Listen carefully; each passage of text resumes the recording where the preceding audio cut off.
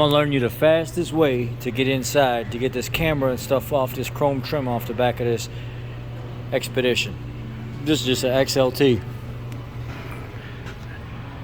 8mm right here, take it off. 8mm right here, take it off. Roll your trunk down. 10mm, 10mm, 10mm, 10mm. Unsnap this whole piece.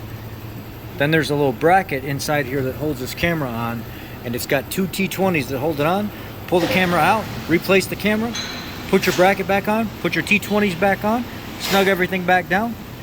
Start with the center part, line it all up, and then work your hand out to the outside, line it all up. Put your 10mm in, put your 8mm in last.